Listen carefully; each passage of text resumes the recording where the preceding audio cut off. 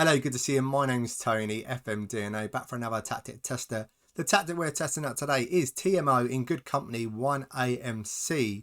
If you want to try this tactic and download it for yourself, it will be in the description below. But if you can't download it for any reason, follow what I'm going to show you, but not quite yet. If you like this video, please leave a like, comment, subscribe and all that good stuff. I would truly, really appreciate it. And also, if we get to 1,000 subscribers, I'm giving away a football shirt mystery box. A team you can manage on FM. Brand new shirt with tags. Wear it, manage your team on FM. It'd be a lot of fun. Right, like I said, we're going to run over this tactic. So what do we have? We've got a sweeper keeper on attack. There is going to be some added on instructions, so you will need to pause it when need be. On the left hand side, we've got an inverted wing back on support. We've got a ball playing defender on defend. We've got another ball playing defender on defend.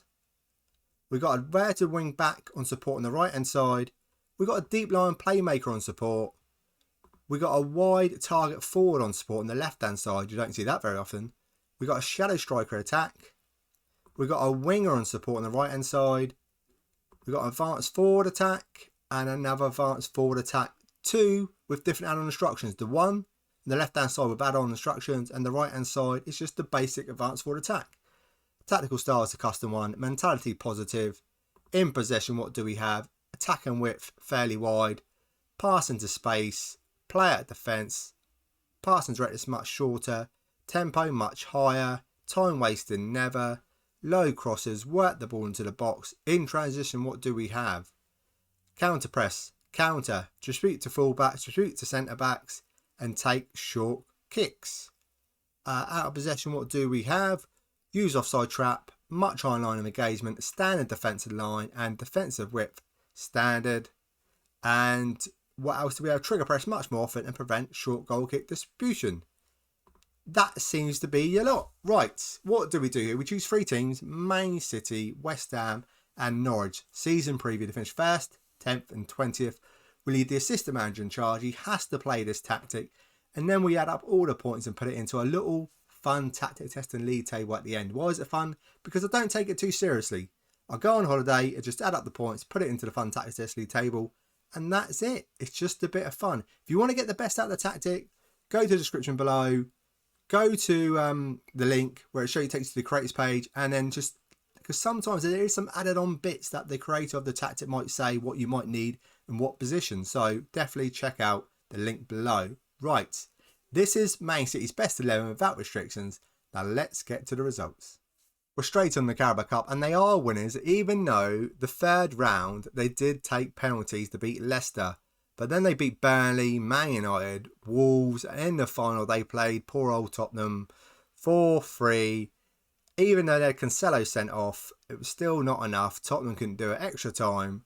Fantastic. Now, let's see how they got on in the FA Cup. And they won it with a 2-1 win against Liverpool in the final, beating Hull, Blackpool, Stoke City, Bournemouth and Aston Villa along the way. Nice and comfortable. 2-1. I suppose it was a little bit close, but they took the lead and they deserved the win. 2 trophies down. How'd they get on in the Champions League? So in Group E in the Champions League, which is a very, very tough group, Seville, AC Milan, Leipzig, they finished 2nd. They lost 2 against Leipzig and AC Milan. But as long as they're through to the knockout stages, that's all what matters. And how did they get on in the final stages? The first round knockout, they had Real Madrid. And they beat them. Then they went on to beat Man United over 2 legs, 5-0. Then Liverpool in the Champions League semi-final, 4-0 and 3-2 they lost though. But in the final, they lost 2-3 against Paris Saint-Germain. Mbappe and Icardi. This must be wrong.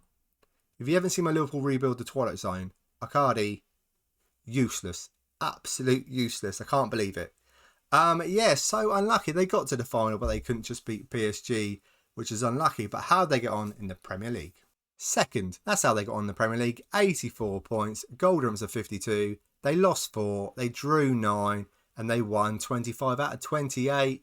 Very disappointing. 84 points. But this is good though. Goals-wise, Kevin De Bruyne.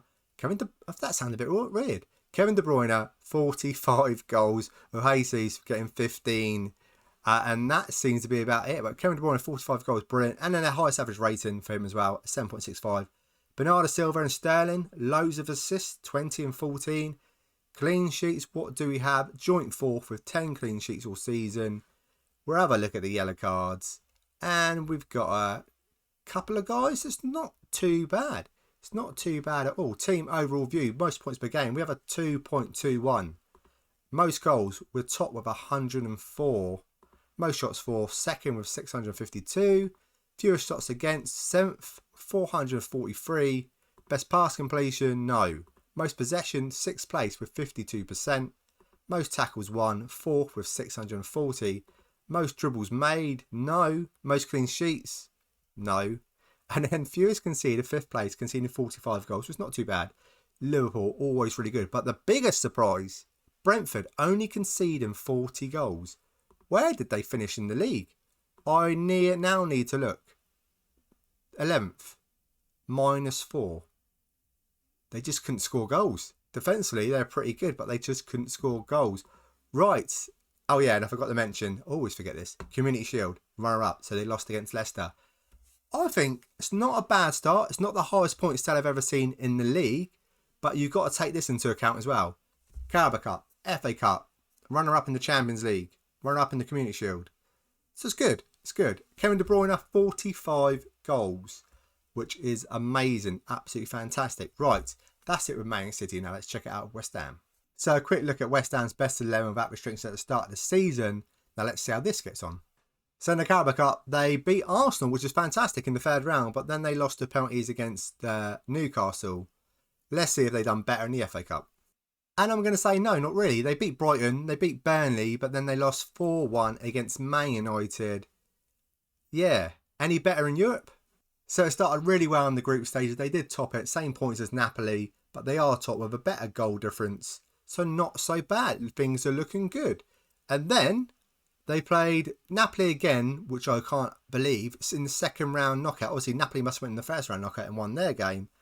And then they played Napoli again in the second round knockout, lost 3-4 and then drew 1-1 and went out. So that was a bit of a shame, especially when you look up here when they beat them 5-1 in their home leg. Did anyone get sent off? No, so there's not even any excuses. Okay, so how well did it do in the league? So in the league, West Ham finished 8th, 62 points, goal difference of 15. They lost 14, they drew 5, they won 19. Bowen with 23 goals, second. Not so bad. Antonio with 14 goals down there. And that seems to be about it. Also, on average ratings wise, what do we have? Creswell with a 7.46. Kurt Zuma with a 7.31. Had a better season than Van Dijk. And Bowen with a 7.29. Clean sheets, what do we have?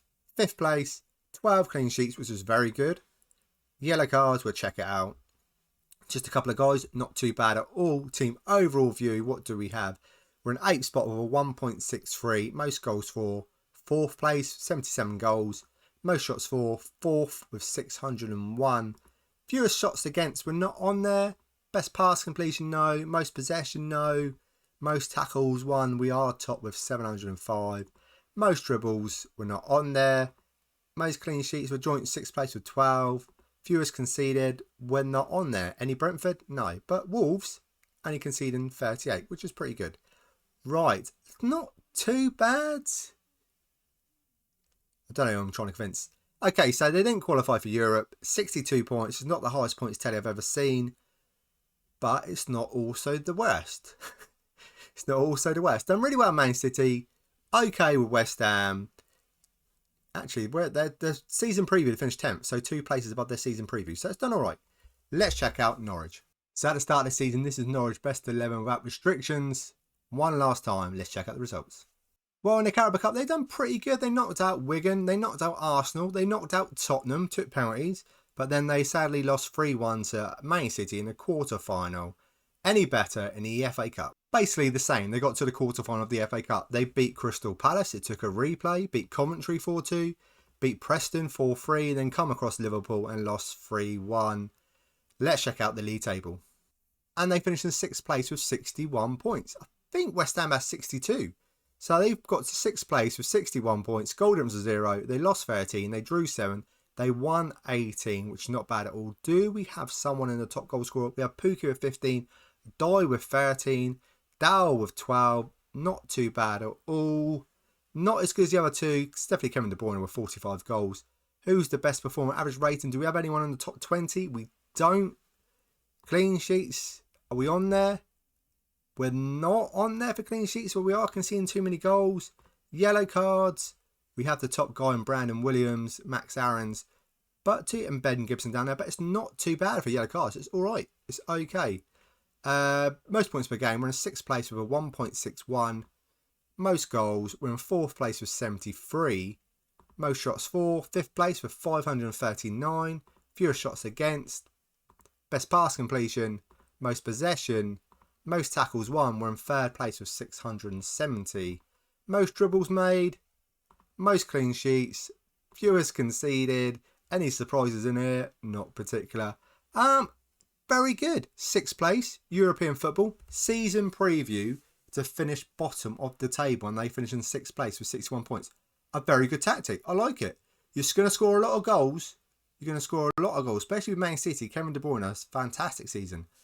2 quarterfinals, lost against Man City, lost against Liverpool. They are 2 tough games. But that is it. Let me just add up all these points and put it into our Fun Tactic Testing League table, which is coming up next. So TMO in good company, 1AMC, sadly didn't make into the top 20. It's really tough to get into the top 20. Now we're coming to the end of FM22. There's so many good tactics out there. This is still a great tactic, don't get me wrong.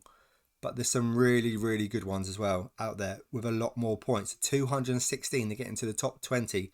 This sadly ended on 207 points. I'll put it in the description, the actual points that it got. But that is it. If you like a little bit of Let's Play, I do have a Liverpool Rebuild the Twilight Zone going on. I love to have you over there on that series. And don't forget, when I hit 1,000 subscribers, mystery box giveaway, brand new shirt, football shirt, a team you can manage on FM22 or 23 whenever we get to 1,000, or FM24 if it takes a while. But that is it from me. Thank you so much for watching, and I will see you in the next video.